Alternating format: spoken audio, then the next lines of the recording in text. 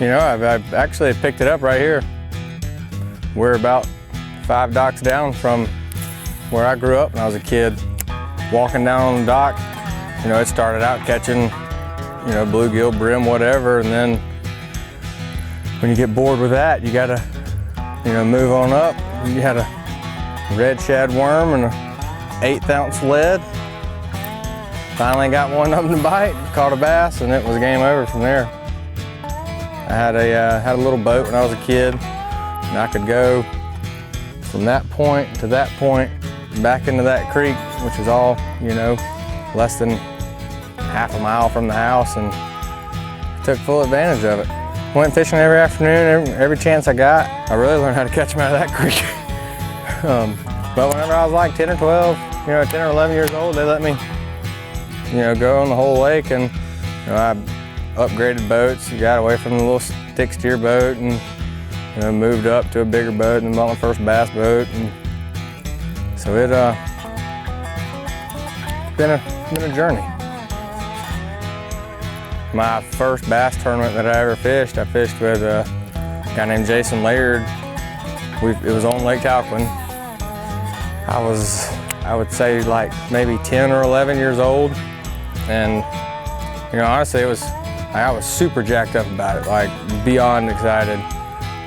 The day, it kind of sucked in the beginning, and we were fishing a dock line, and we got to my dock, and we caught our limit off of my dock. But I knew exactly where every one of those stumps were, every one of the little brush piles, little hard spots, stuff like that. And it was just, there's no stopping there. You know, after I finished college, I gave myself 1 year to fish the Opens to qualify, and I went and fished both divisions of the Opens and qualified for the Elites. So it's been, I would say, like the best way to do it, the proper way to do it. You know, you just step up. You know, Bass has a stepping stone for you every level. So it wasn't like I ever jumped the gun and got too far ahead of myself, which I think a lot of people have that problem.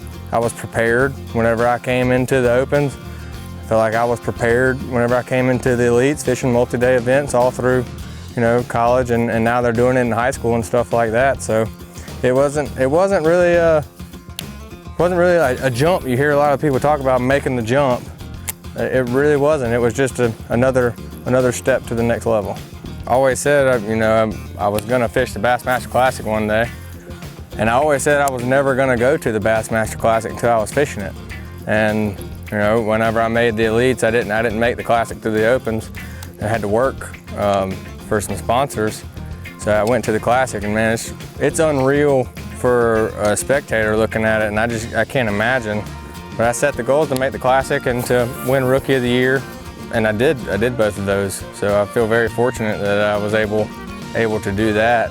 And I mean, I'm like still kind of in awe that like I've made this plan. I've had this plan for 15 years, and it's worked so far. And that never happens. You never have a plan where, you know, down to a T that goes right. You know, you got to always adapt and overcome and stuff like that. And I've been fortunate enough that everything's gone the way it was supposed to, and it wasn't easy at all. No, I'm not saying that. You know, I didn't just walk right into it. You know, I worked my butt off for it. Give me some on that one, baby. Yes, sir.